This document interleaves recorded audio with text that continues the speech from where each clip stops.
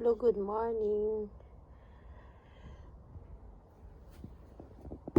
Malamig na naman dito sa Germany. Itong aking mga halaman hindi pa nagsisilakihan.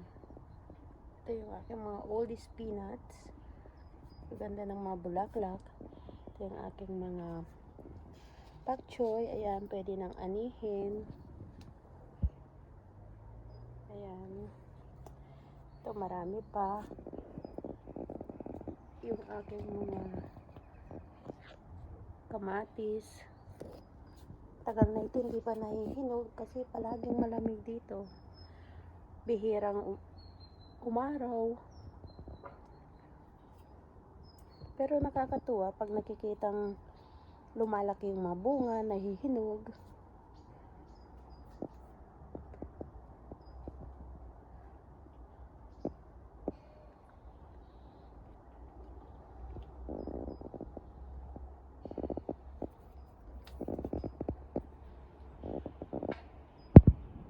Tapos yung mga mansanas.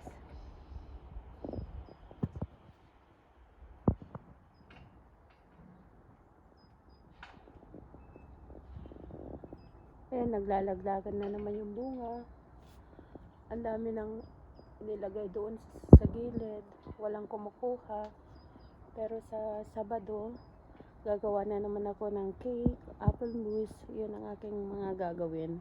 Kukunin ko yung mga nalalaglag at iyan ang aking gagawing cake. Para hindi na ako bumili ng mga ingredients ko. So yan guys, magsipag ka lang magtanim, may mga maaani ka. Yan naman sa baba, yung aking mga kalabasa. Ayun, ang daming bulaklak. So ito pa yung aking mga pak choy at saka yung aking mga herbal at saka spices. Pero yun na nga, maglalamig na naman. So hindi ko alam kung saan ko dadalhin itong mga ito. Ang aking mga kamatis nagtatago.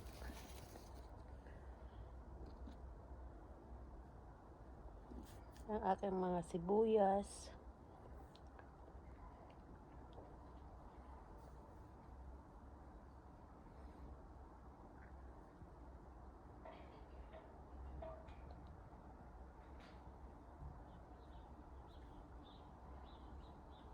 Ayan. So nakakatuwa pag may mga tanim talaga.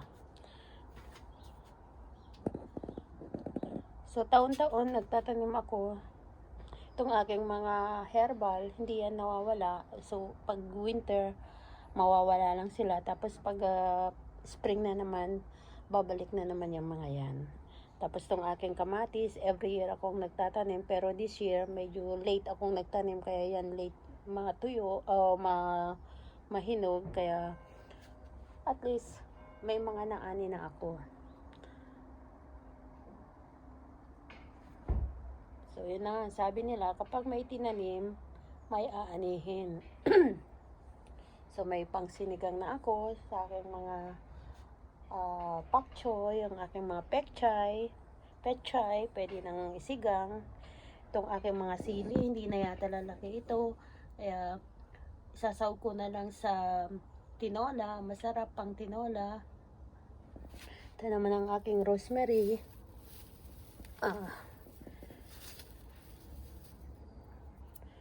Kaya natuyo. Hindi kasi na. So ayan guys.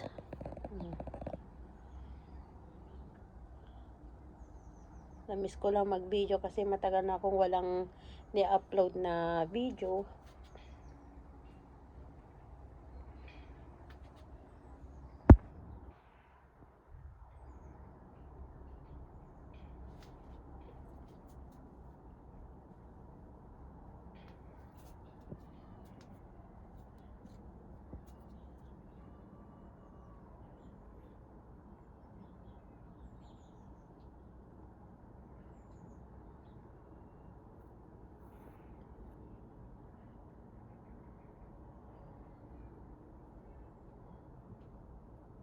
Ayan.